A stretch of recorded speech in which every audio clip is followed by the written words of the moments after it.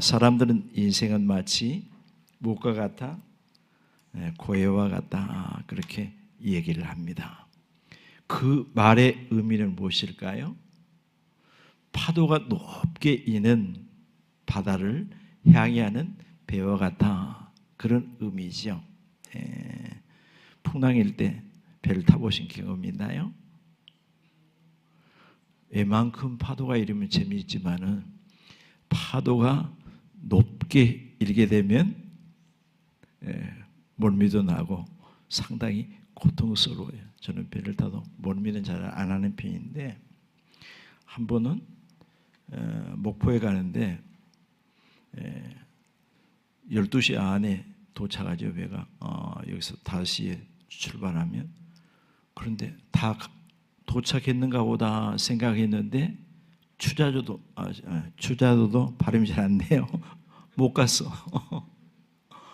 그런데 나는 그때 하나님이 불러가신가 보다 생각했어요.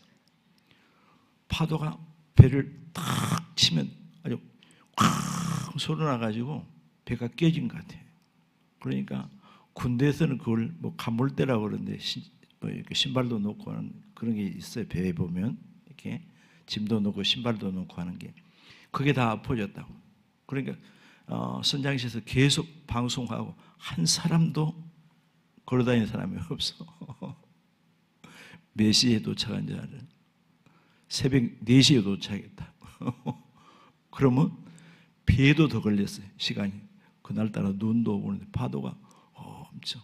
사람들은 그냥 난리 났죠. 저는 이제 멀미를 안 하니까 그러는데 참 풍랑이 있는 바다를 배를 타고 가게 되면 상당히 고통스러워요. 제자들이 예수님과 함께 배를 타고 가는데 풍랑을 만났어요. 예수님은 하루 종일 말씀을 전하고 사역하시느라 너무 피곤해서 잠이 들었어요. 막 우리가 죽어가는데 줍습니까? 그들이 깜짝 놀라서 두려워했습니다. 바다에 파도가 없을 때 있을까요? 예? 여기는 이제 섬이니까 잠깐만 나면 우리가 바다를 볼 수 있는데 강집사님 파도 없을 때 있어요? 초수관계에 의해서 6시간 밀물, 6시간 썰물, 하루에 2번씩, 그러니까 24시간이니까 2번씩 밀물과 썰물이 있어요. 그 관계에 의해서 파도가 차이는 있지만 바람이 불면 더 높게 일고 바람이 안 불면은 잔잔하지만 항상 파도는 있는 거예요. 우리가 살아가면서 인생에 파도가 없어요? 있어요. 사람마다 차이는 있지만 누구에게나 다 인생에 크고 작은 파도들이 있어요. 파도를, 풍랑을 마주치면서 오늘도 우리는 살아가고 있다고요. 성도 여러분 중에 인생의 풍랑을 만나보신 경험이 있거나 아니면 지금도 풍랑 속에 좀 고통스럽다고 생각하십니까? 누구에게나 누구나 사람은 다 평탄하고 좋은 순탄한 길을 원하지만 험하고 어려운 고통스러운 풍랑을 원하는 사람은 한 사람도 없지만은 우리가 살아가면서 풍랑 속에 살아갑니다. 사람은 무언가 자신이 하고자 하는 일에 있어서 보다 더 잘해보기를 원하고 또 큰 성과를 이루기를 원합니다. 믿지 않는 사람들은 이를 위해서 최선의 노력을 합니다. 그렇게 하는 것이 본인들의 뜻을 이루는 것이라고 생각하기 때문에. 그러나 우리 믿음의 사람들은 믿지 않는 사람들처럼 최선을 다하지만 그들보다 더 열심히 하지만 왜요? 성경에 여세 동안 어떻게 일하라고 해요? 힘써 일하고. 그 말은 무슨 말이에요? 가정에서도 주부로서 힘써서 일하고 그래야 가정이 깨끗하고 건강에도 좋으니까 그렇잖아요. 여러모로 다 이뤘기 때문에 직장에서도 최선을 다하면 나에게 그만큼 유익이 돌아오고, 내 일터에서도 최선을 다하면 나에게 그만큼 이익이 돌아오기 때문에 최선을 다합니다. 그러나 그것만으로 다한 것이 아니고, 믿지 않은 사람들과 다른 점이 있다면 뭐예요? 힘과 지혜를 주시고 적절한 사람들을 만남과 보내주심을 허락하시고 모든 것을 이끌어 가시는 하나님의 손에 우리 인생이 달려있기 때문에 하나님 앞에 기도하는 거예요. 그렇잖아요. 하나님, 내게 지혜를 주세요. 좋은 사람들을 만나게 해주세요. 어려운 일을 잘 슬기롭게 해결할 수 있도록 함께 해주세요. 감당할 수 있는 능력을 내게 주세요. 그렇게 우리는 기도합니다. 내가 모든 것을 이루는 것이 아니기 때문에. 그런데요, 하나님께서는 내게 선한 생각 기회도 주시는데 내가 생각지 못했던 길로, 전혀 상상하지 않았던 길로 하나님께서는 인도할 때가 있어요. 그 당시에는 이해를 못해요. 왜 하나님께서 나를 이런 길로, 좀 편안한 길로, 좋은 길로 인도하시지 이런 길로 인도하실까? 저는 동문교회 제주도 오려고 생각해 봤을까요? 생각 안 해봤을까요? 이번에 말고 처음에 100분의 1도 생각해 본 일이 없어. 저는 어디로 가려고 했냐? 저 부산이나 대구나, 제 고향이 전라도니까 전라도가 아닌, 나하고 전혀 인과관계가 없는 하나님과 1대1로. 그런데 하나님은 제주도로 나를 어떻게 했다? 귀양 보내셨다니까. 제가 궁금해서요. 나를 귀양 보내셨다. 더 좋은 여건들도 많이 있었는데 전라도에서 목회를 한다면 하나님 나를 귀양 보내셨다. 왜? 거기에 하나님의 섭리가 있었기 때문에, 내 생각보다 하나님의 생각이 더 옳았기 때문에. 당장은 내 생각이 더 앞선 것 같지만 하나님께서 인도하시는 길은 당장에는 어려울지라도 지나놓고 보면 그 길이 하나님의 인도하시는 최고의 방법이요, 가장 좋은 길이요, 은혜임을 깨닫게 되는 것입니다. 오늘 본문의 내용도 그와 같아요. 바울의 소망과 기도의 제목이 무엇이었을까요? 이걸 알아야 돼. 그래야 사도행전을 이해할 수가 있고, 또 서신서, 고린도전서에서부터 서신서를 이해할 수가 있어요. 그런 늘 기도하는 제목이 있었어요. 그리고 신앙의 소원이 있었어요. 하나님, 나를 로마로 보내주세요. 왜 로마로 보내달라고 기도했을까요? 로마가 지배하던 시대였기 때문에 길은 어디로? 로마로. 모든 경제적인 분야, 모든 분야가, 교류가 로마를 중심으로 이루어진 거예요. 그러면 어디 가서 복음을 전해야 가장 효율적으로 복음을 전할 수 있을까요? 로마에 가서. 하나님 그렇게 기도했다고요. 하나님, 나를 로마로 보내주세요. 하나님께서 응답 주셨어요? 안 주셨어요? 응답 주셨냐고요? 안 주셨냐고요? 오늘 본문의 내용이 뭐예요? 바울이 로마로 가고 있잖아요. 지금 하나님 기도의 응답을 주신 거예요. 우리가 생각할 수 없는 방법으로 하나님은 응답해 주셨어요. 로마가 지배할 당시에 모든 길은 로마로 통하기 때문에. 이전에 바울의 선교 계획은 유럽이 아닌 어디였다고요? 지난번에 말씀드렸지. 아시아로 가서.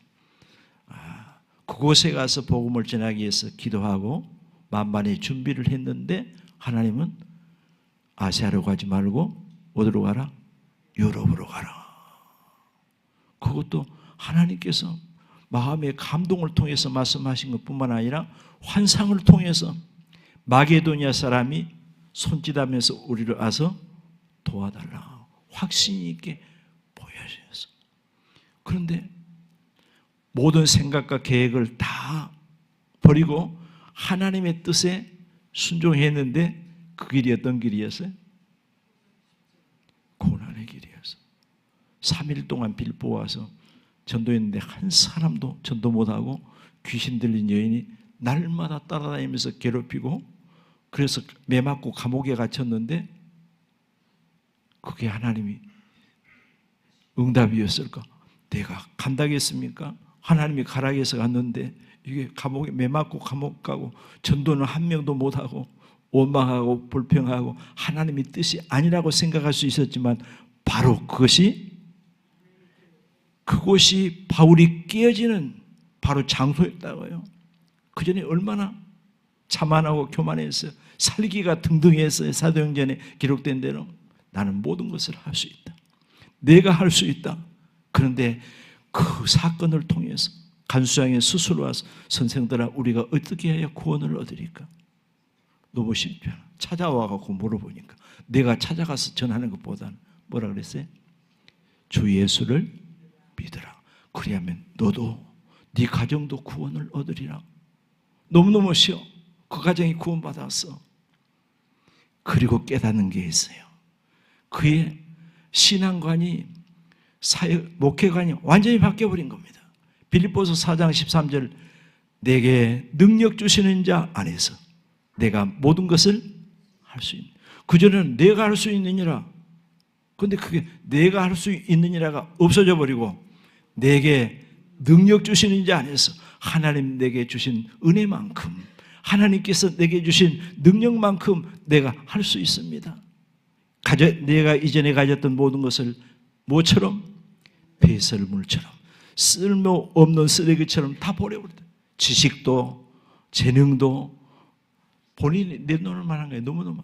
노마의 시민권도 우리의 시민권은 노마 시민권이 아니고 하늘에 있는지라 그 시민권이 바뀌어져 버린 거예요. 완전히. 풍랑이 그때도 은혜여서. 그래요 안 그래요? 그렇습니다. 인생관이 완전히 바뀌어져 버린 것입니다. 하나님께서 바울의 기도를 들으시고 인도하시는 과정이 오늘 본문의 내용인데 참 너무너무 놀라지 않을 수가 없어요. 20장에서부터 계속 나옵니다. 성도들이 지금 로마가 아니고 예루살렘입니다. 예루살렘에 간다고 하니까 거기 성경을 보면 나와요. 20장에서부터 나오는데 가지 말라고 눈물로 막습니다. 그래서 바울이 뭐라 그랬어요?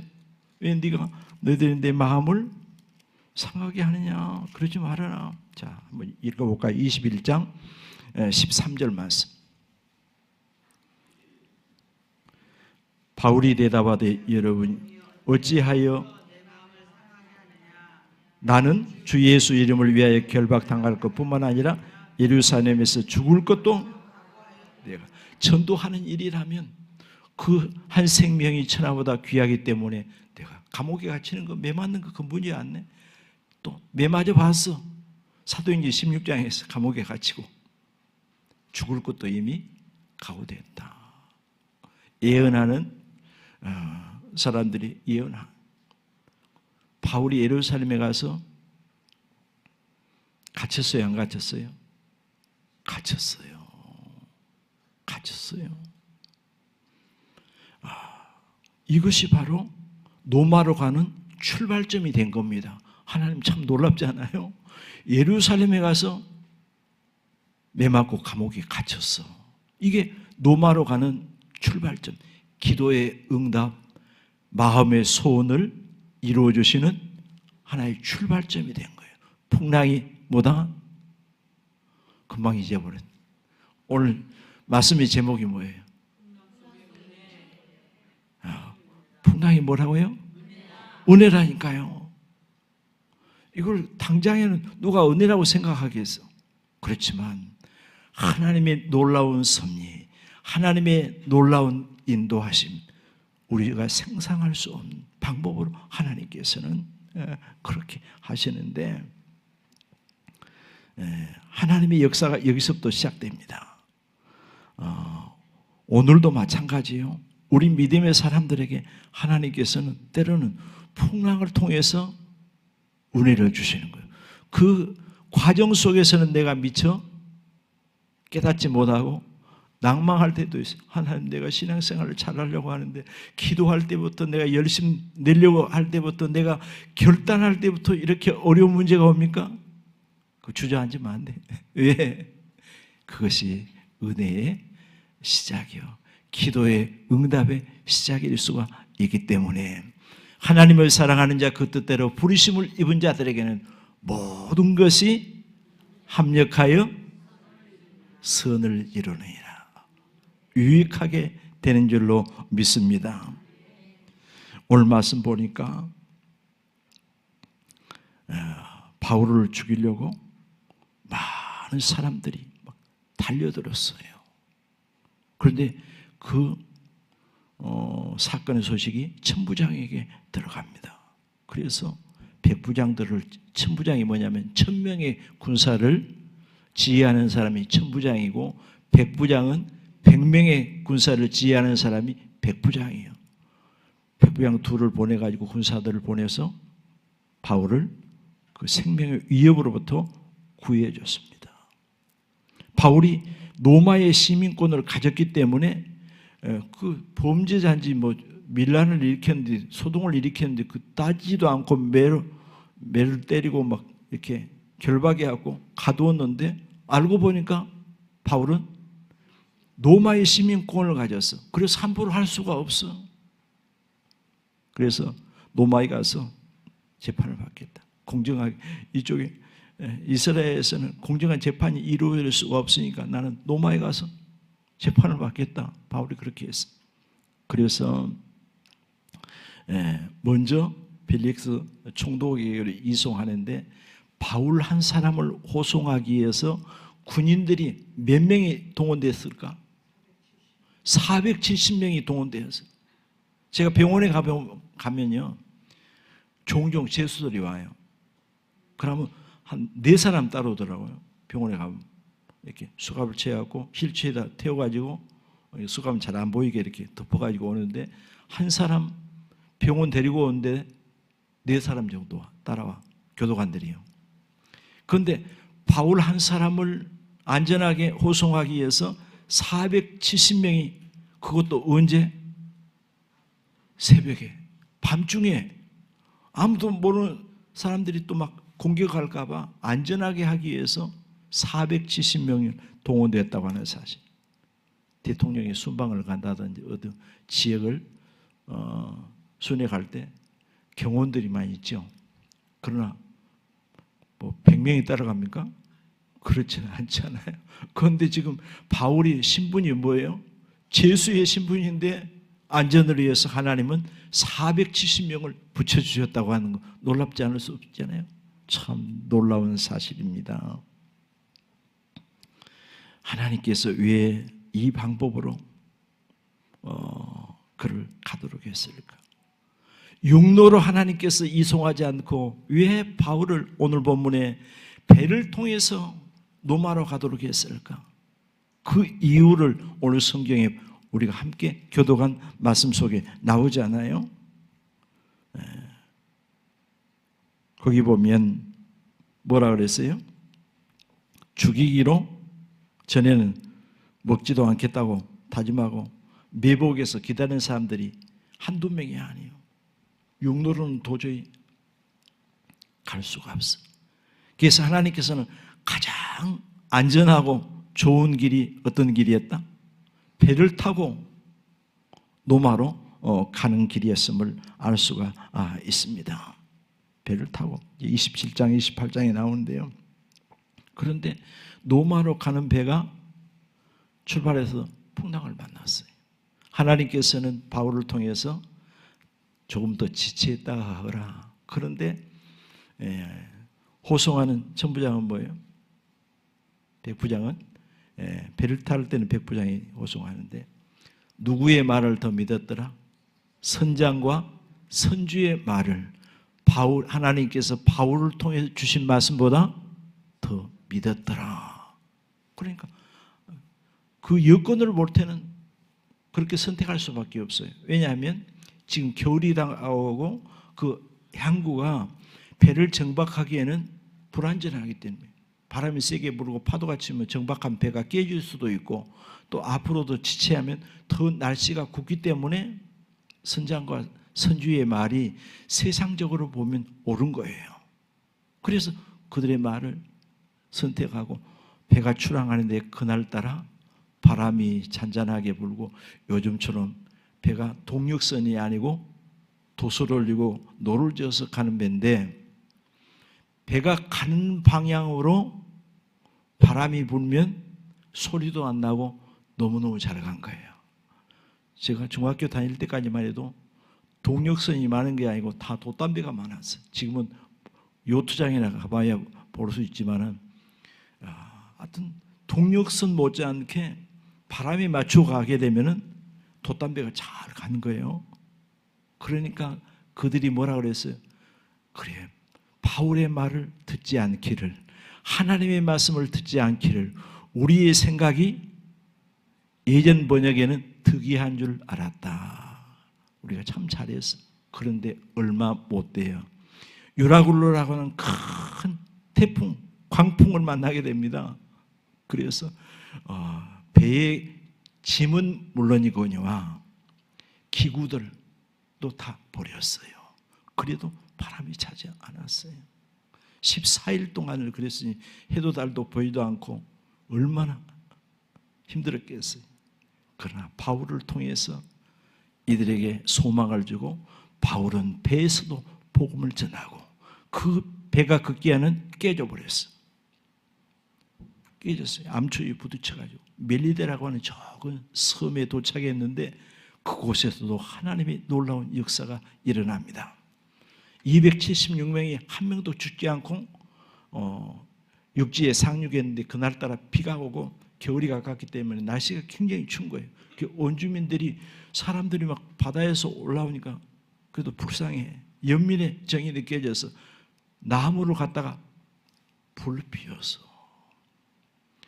배에 함께 탔던 사람이 276명, 그 원주민들 많고 많은 사람들 중에 하필이면 누가 독사에 물렸을까? 바울이 물렸다니까요. 다른 사람은 한 사람도 독사에 물린 사람이 없는데 나무단 속에 겨울을 나기 위해서 있던 독사가 뜨거운 불에 나와서 바울의 손을 물고 놓아주지 않는 거예요. 그러니까 제가 틀림없이 살인자고 흉악한 죄인이다. 바다에서는 받았지만은 하나님의 공의가 살려두지 않을 거예요. 금방이라도 독이 오르고 쓰러져 죽을 줄 알았는데 멀쩡하거든. 생각이 그때 바뀌었어. 이거는 평범한 사람이 아니야. 바울에게 원주민들도 모든 사람이 이목이 집중되었고 그들에게 복음을 전가합니다. 그런데 또 한 가지 사건이 벌어졌어요. 추장의 아버지가 병들었어.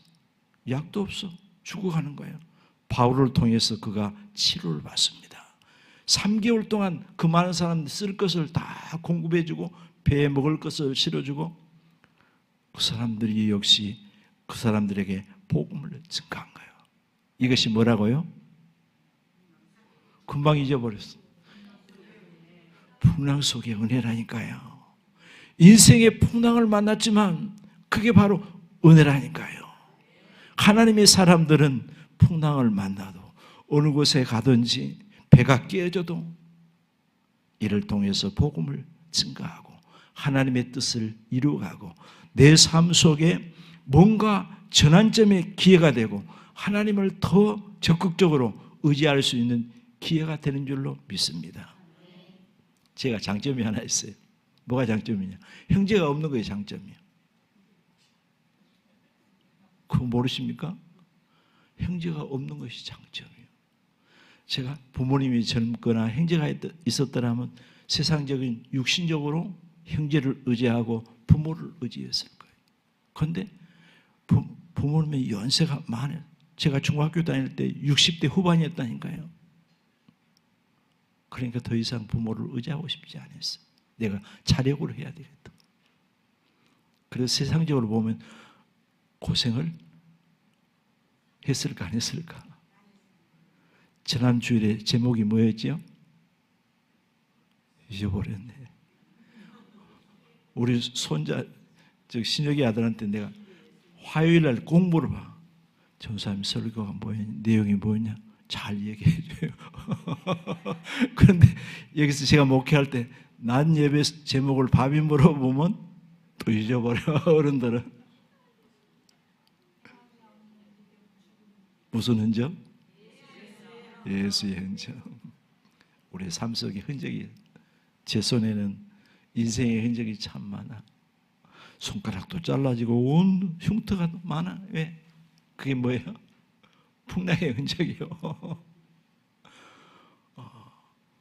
서울에 가면 부모님 끝까지 따라와요? 못 따라오셔요?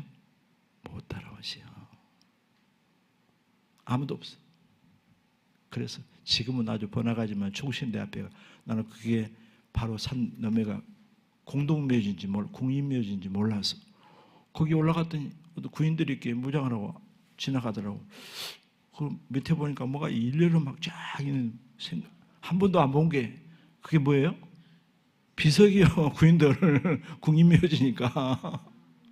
그 앞에는 충신대학인데 뭐 낮은데 아침 일찍 출근하고 밤에 오니까 뭐 학생들 한 명도 본 일도 없고, 그건 다 논이고, 당시엔 달밤에 거기 나가서 찬송하고 기도하고,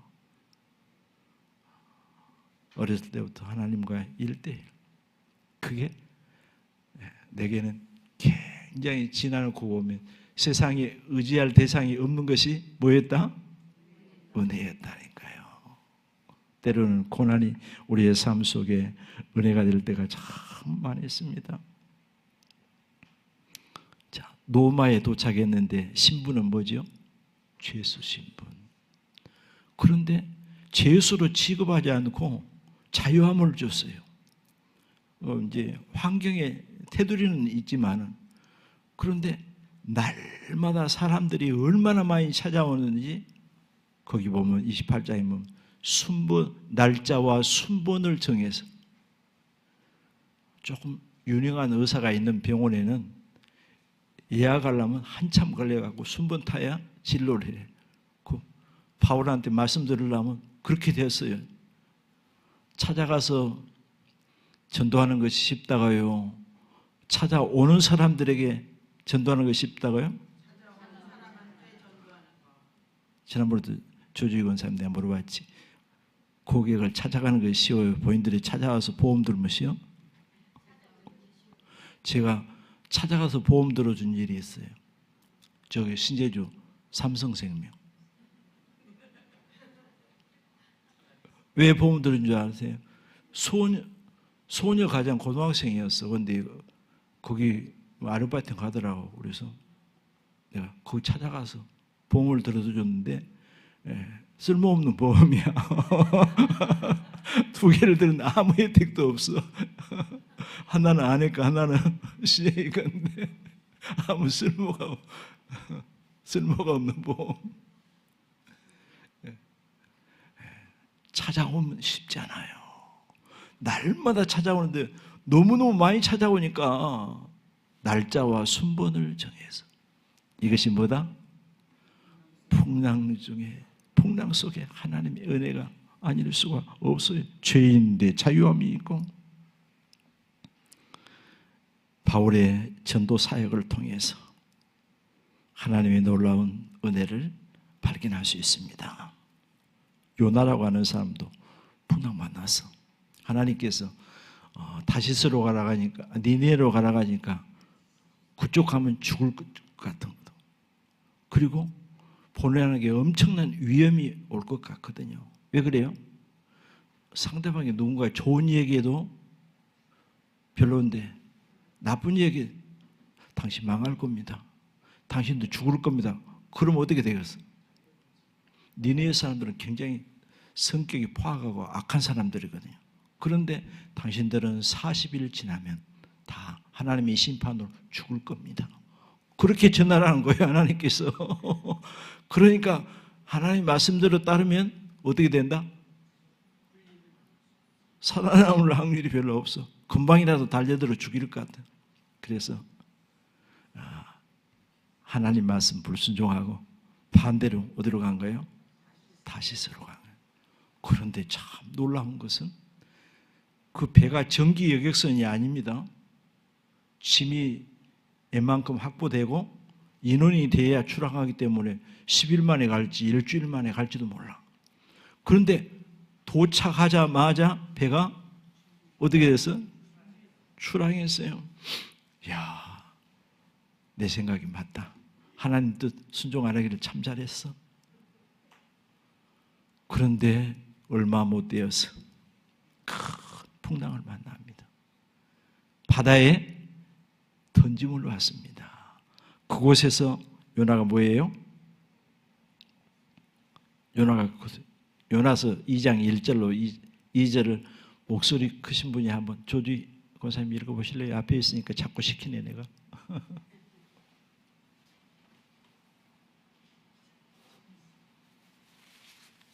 시키는 것도 좋아요.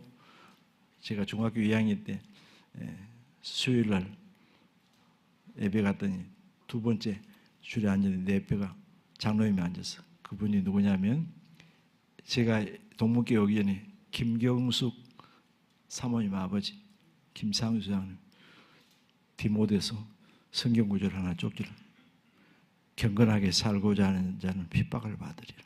나중까지 견디는 자는 구원을 얻으리라.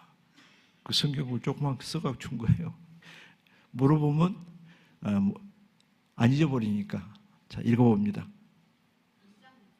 2장 1절로 2절 요나서. 요나가 물고기 뱃속에서 그의 하나님 여호와께 기도하여 이르되 내가 받은 고난으로 말미암아 여호와께 불러 아뢰었더니 주께서 내게 대답하셨고 내가 수월의 뱃속에서 부르짖었더니 주께서 내 음성을 들으셨나이다. 예, 고난 속에서 풍랑 속에서 회개하면서 하나님 앞에 기도합니다. 그래서 이제는 더 피하지 않고 니네레 가서 제주도만큼은 안 해도 하여튼 상당히 큰 12만 명이 당시에 거주하는 섬이었으니까 상당히 거주하는 도시였으니까 큰 곳이요. 3일길이라 그랬어요. 강지호 집사님 제주도가 고향인 게 자꾸 물어보네. 제주도 3일 동안이면 한 바퀴 돌을 수 있을까요? 걸어서? 예? 걸어서. 힘들어요? 3일 길인데 그것도 내가 스스로 막 좋아하고 기분 좋아하고 전도하면 3일 동안 하나님 말씀대로 한 3일 길에 3일 동안 전도했겠지. 그런데 대충 하기 싫으니까 얼마큼 해버렸다? 하루 동안에 대충 전도하고 말았어. 그런데 놀라운 역사가 일어납니다. 몇 명이 전도되어서 회개하고 구원받았을까요? 12만 명. 따라서 합시다. 12만 명. 1년에 한 사람을 전도하기도 힘들다고 하는데 박인자 집사님, 권사님 하루에 요나는 12만 명을 그냥 전도해서 데려온 것이 아니고 회개하고 그들이 바로 믿었다니까요. 내용도 간단해. 40일 지나면 하나님의 심판으로 망한다. 그거예요. 다 회개하고 금식하고 그들이 하나님을 영접해서 구원받은 자가 되어서 풍랑 속에 이것이 뭐라고? 은혜입니다. 내가 할 수 없는 것을 하나님께서는 하신다고 말이에요. 우리가 신앙생활을 해도 풍랑을 만날 수가 있어. 때로는 몸이 불편할 수도 있어. 마음적인 고통을 당할 때도 있어요. 경제적인 문제가 있을 수도 있어요. 인간관계 속에 힘든 일이 있을 수도 있어요. 이를 통하여 인생의 풍랑을 통하여 신앙을 갖게 되거나 신앙생활을 하는 중에서 어려움이 큰 은혜를 체험하는 계기가 될 수도 있습니다. 평범하게 생활 속에서 내가 누군가로부터 복음을 듣고 교회에 오신 분도 있겠지만은 성도들 중에는 내가 어떤 큰 공경에 처했을 때 그것이 계기가 되어서 교회를 찾고 신앙생활을 하는 성도들도 계실 거예요. 그게 바로 풍랑 속에 하나님께 주시는 은혜인 줄로 믿습니다. 신약 성경의 대부분의 기사와 표적이 어떤 사람들에게 많이 나타나느냐? 평범한 사람들에게 나타난 게 아니에요. 성경에 보세요. 풍랑 속에 있던 사람들, 어떤 사람들은 사업의 실패로, 질병의 문제로, 영적인 문제, 귀신 들린 사람들, 다르기는 하지만 그랬잖아요. 미문의 안진병이라든지, 문둥병자 남한장군이라든지, 소경이라든지, 혈류증 여인이라든지, 38년 된 병자라든지, 중풍병자, 나인성 독자들이 죽었어. 그를 통해서 회당장도 마찬가지요. 오늘 풍랑이 기도의 제목이 되고 더 큰 은혜를 체험하는 하나의 과정이요 통로가 되기를 주의 이름으로 축원합니다.